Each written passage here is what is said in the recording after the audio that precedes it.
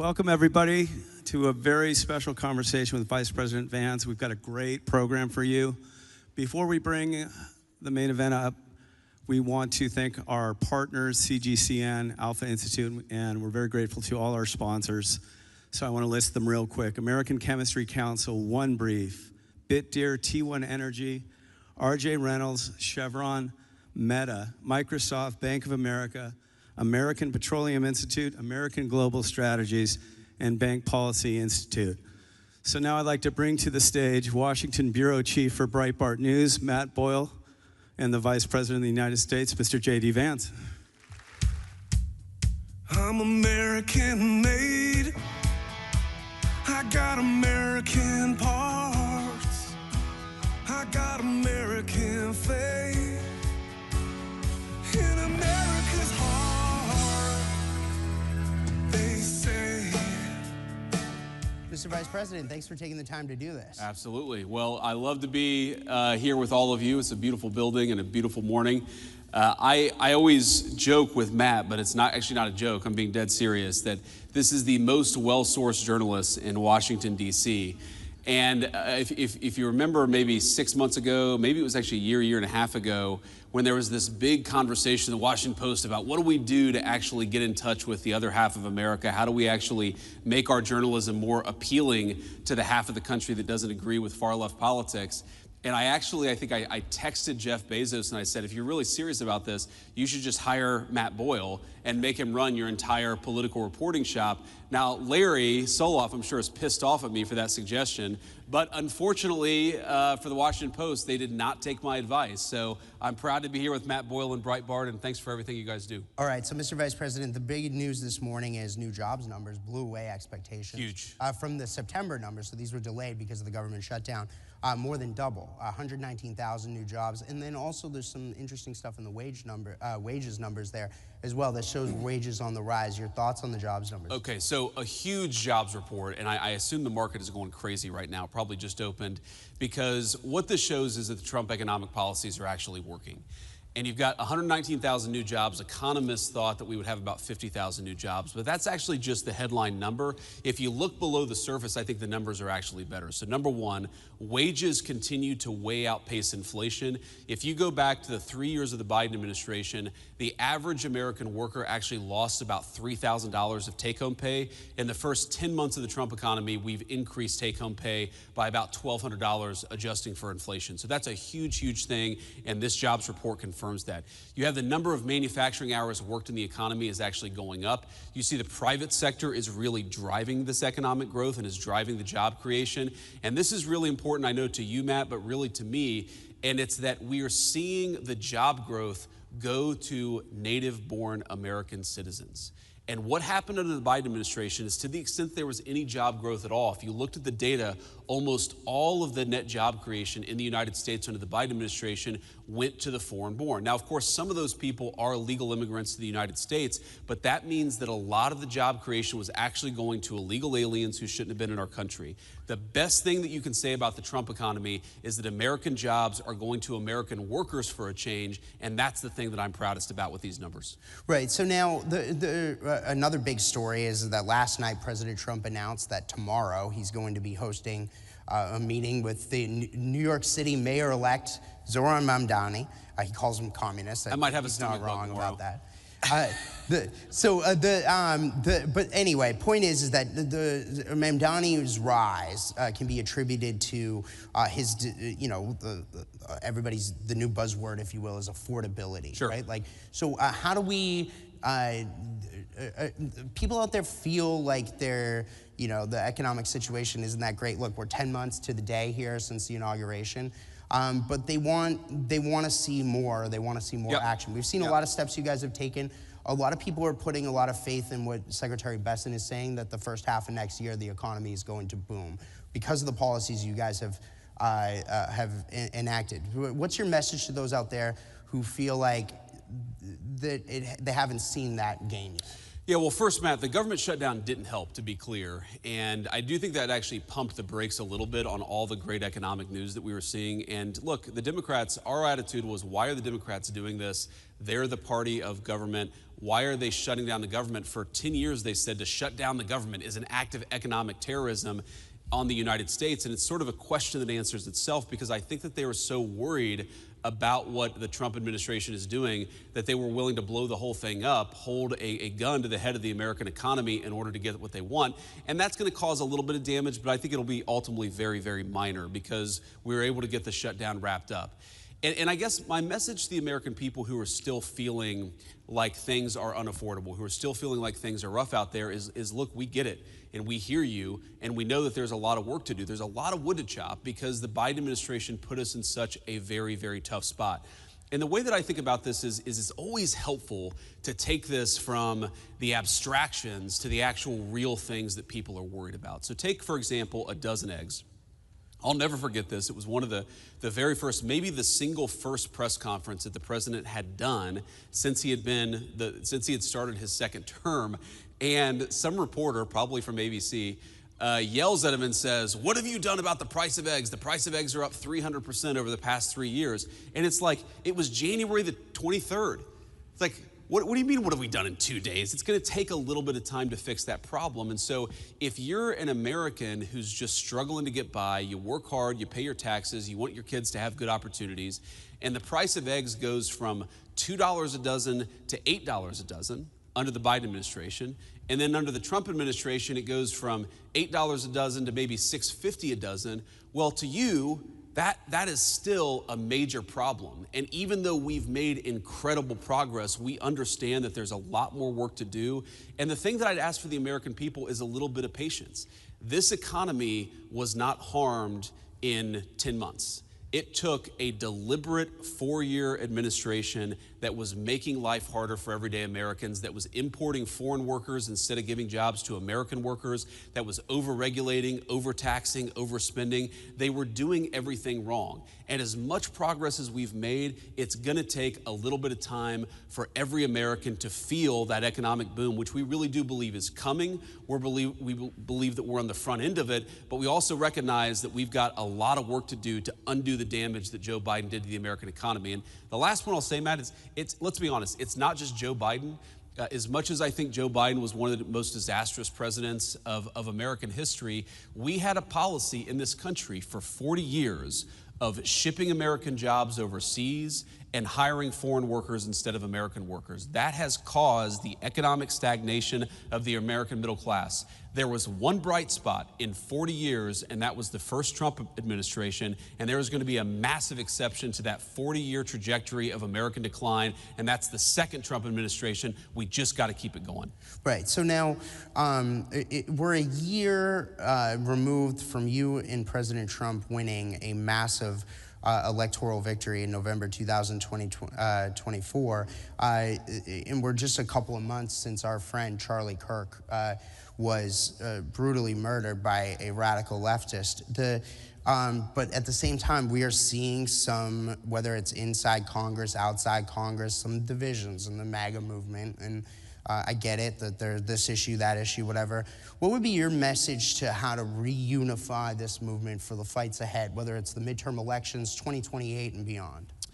Yeah, I mean, I think that we have to remember that we have a lot more in common than we do not in common, and that the disagreements that animate the Republican Party, while they matter and they're important, I think these debates should happen. They should happen in podcasts, and they should happen in the media. They should happen on the op-ed pages. It's totally reasonable for the people who make up this coalition to argue about what our foreign policy should be, what our specific tax policy should be, what our housing policy should be. I mean, I had a meeting just yesterday that was focused in the West Wing about how do we get housing more affordable for young Americans because of all the things that got completely out of control under the Biden administration. You had homes that doubled or tripled in price depending on the geography in 4 years under the Biden administration.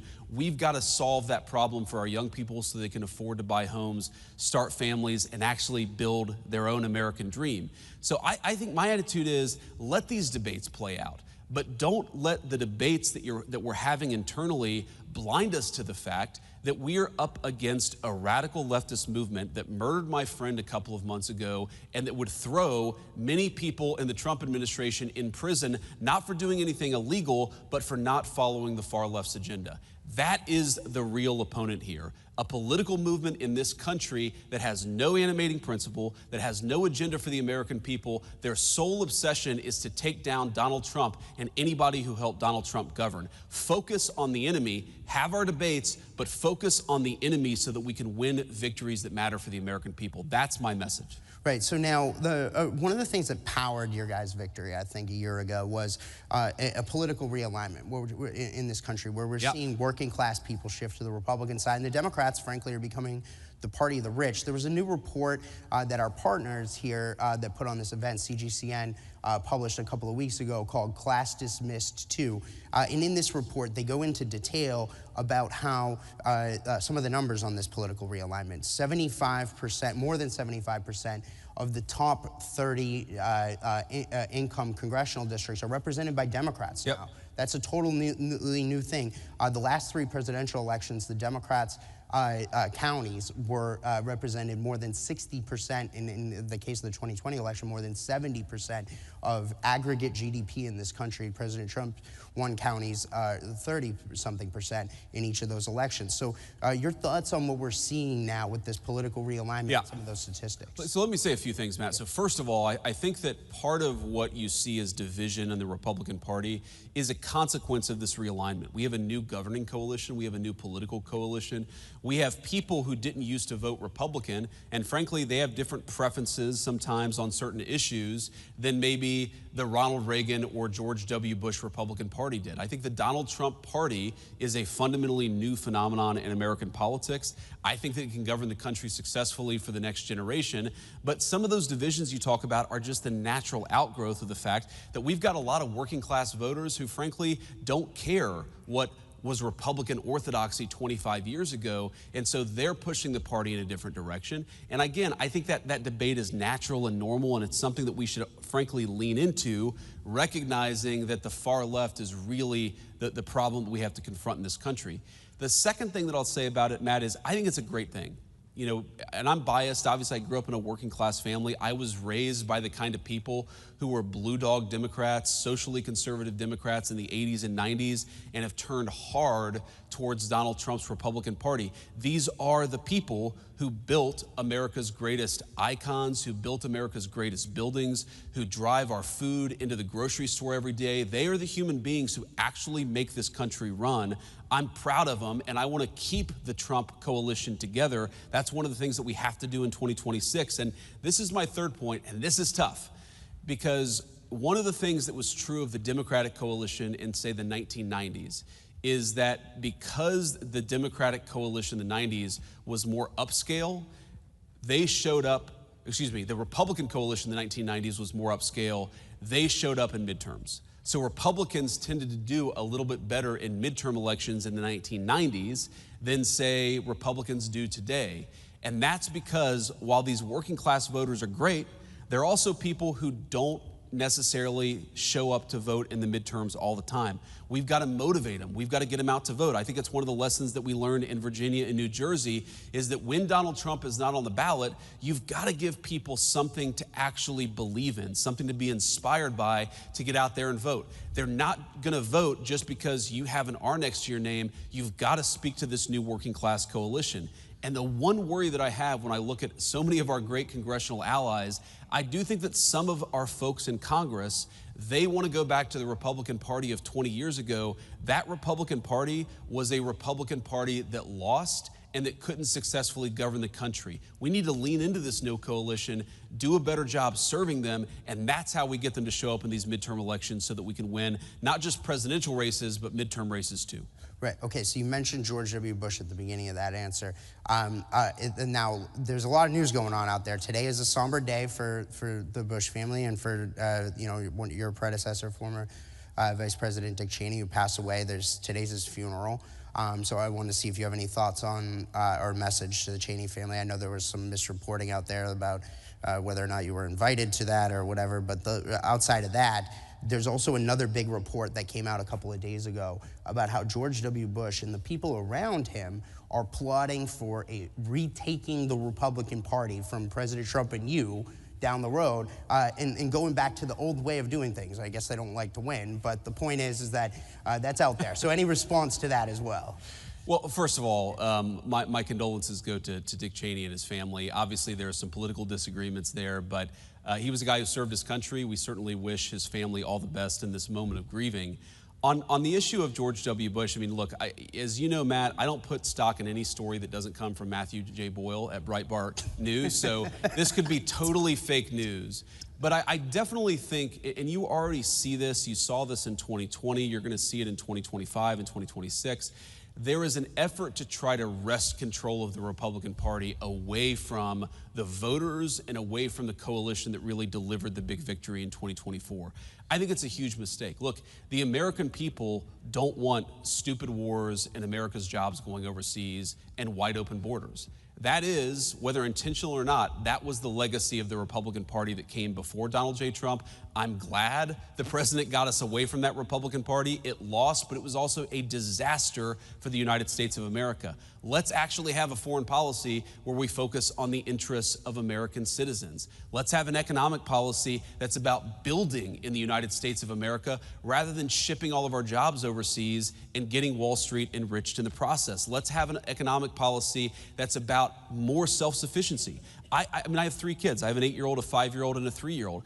I don't want to wake up in a country where I take my kid to the doctor and they can't get antibiotics, because the antibiotics that were invented in the United States of America are manufactured in some foreign country. That is the legacy of the Republican Party that came before Donald J. Trump. We're not going back to it. Okay, so now you mentioned the foreign policy and the deals that we're seeing around the world. One of the things that's been the hallmark here of President Trump's second term, again, we're 10 months to the day since the inauguration, has been these deals. We were going to try to do this event last month, but I know you got called over to Israel on the Gaza deal. Sure. So give us kind of and by the way, we have in the audience here today, I know that there are ambassadors from at least 2 places. The European Union ambassador and the Taiwanese ambassador are here. Walk us through how President Trump has approached these various big picture deals, because I mean, he's got more than, I think, 85% of world GDP now in trade deals. Sure. With the United States, and I lost count of how many peace deals he's done this year. Yeah, well, greetings to the ambassadors. We're thrilled to have you, of course, and greetings to everybody else, including even the fake news, so I'm sure is reporting there in the back. There's a lot of fake news back I'm sure they're all lined up. I'm sure there are. I can see their fake news eyes peering up at me, I'm sure, ready to misreport everything that I've said today. But no, we love you guys too. Kind of. So here's the thing about the president's negotiating style. And I actually, we were a little delayed because the president called me right before I got on stage just about one of these deals that we're working on. And what I love about it is that it's never enough, right? And so you bring him a deal and, he sort of asks for this, this, and this. We want this tariff rate. We want this country to drop their tariff barriers. We want this country to drop their non-tariff barriers. And you say, I'm never going to be able to get that done. And then you get it done and you bring it to him and he said, well, I want 3 other things too.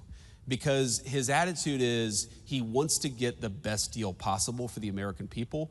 And for too long, we had trade negotiators that so believed in the fake idea of free trade over fair trade that they were willing to sell American workers down the river without actually negotiating on the interests of American workers. And so whether it's with China or India or any of the countries that we struck deals, the basic principle is we want Americans to have better access to their markets. We believe in our workers. We think that we have the best products in the world. We want to be able to sell them everywhere. That's number 1. Number 2, we don't want foreign products to undercut the wages of American workers. We're actually going to protect our markets, protect our important industries, and that's a very important part of the Trump trade plan.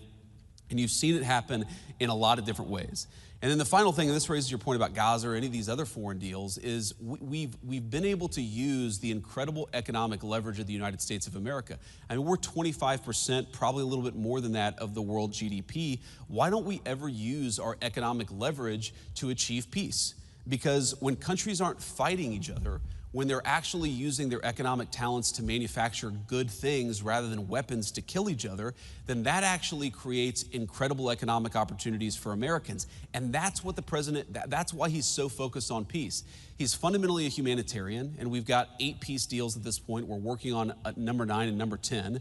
And I think that, if he gets number 10 purely for like mathematical harmony, if he gets to 10, the Nobel Prize should be awarded to Donald J. Trump, even though he's certainly earned it with the first 8. But I also think that there's this sense that while he wants to save lives, he also sees a world where people are engaging in commerce with one another rather than killing one another. And he just, he's a tough guy, but he's not a violent human. Like he's not a person, who I think understands violence at a sort of fundamental level. It's like, why don't you stop killing each other and start trading with one another?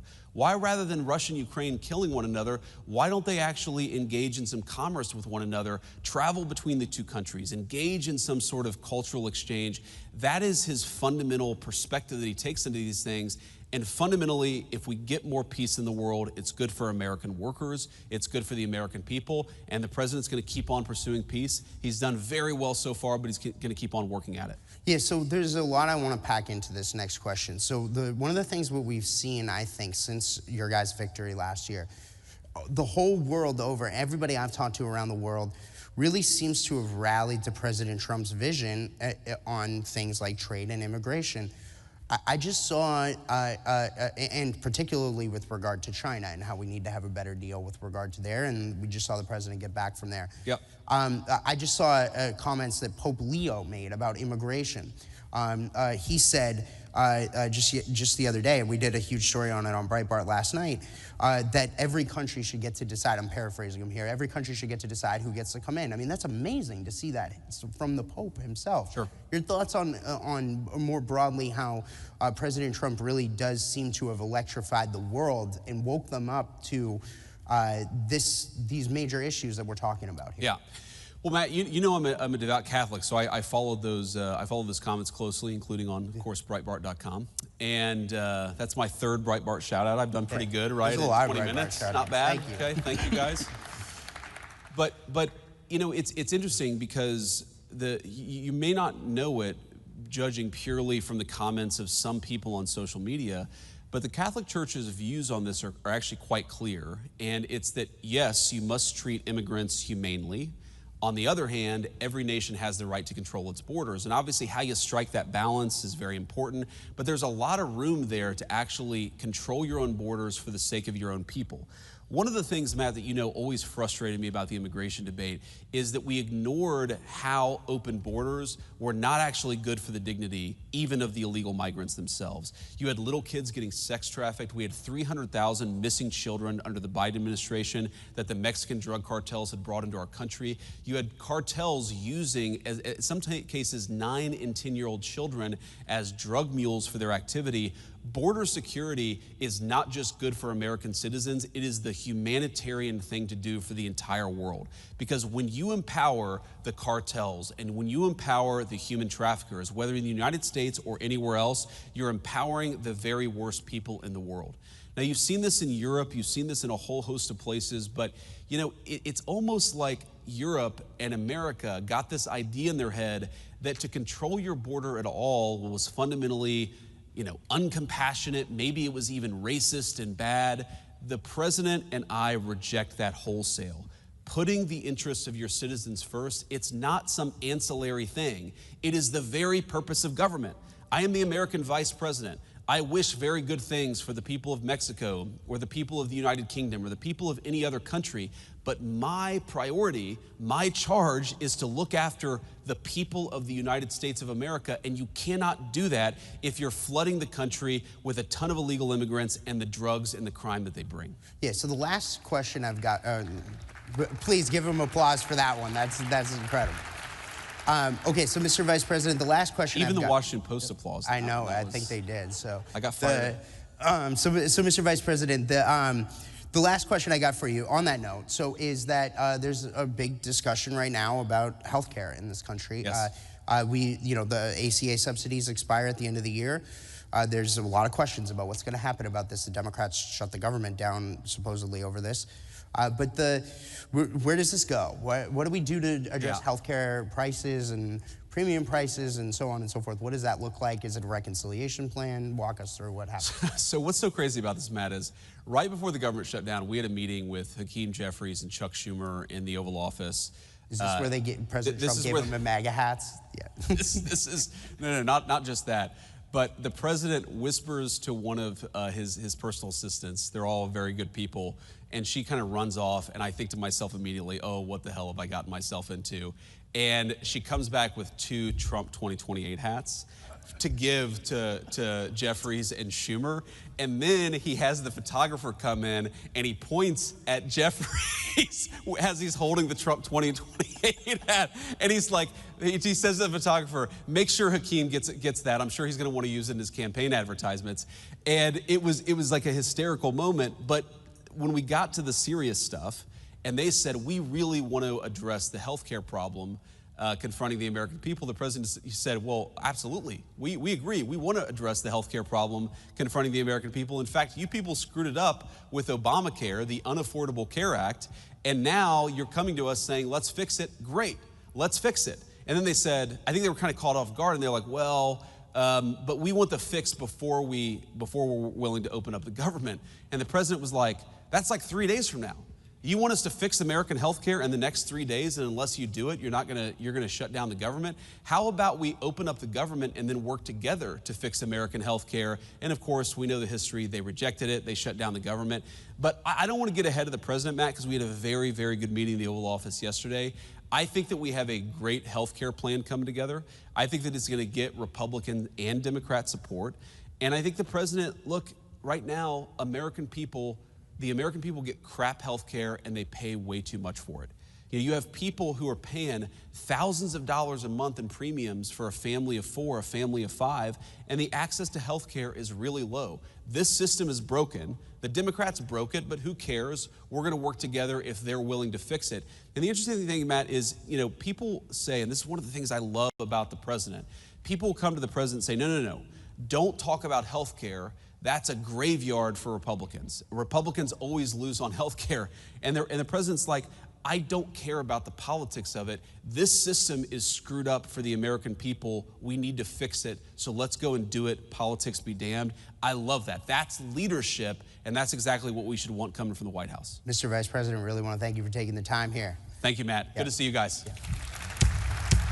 Thank you. I'm American made. I got American parts. I got American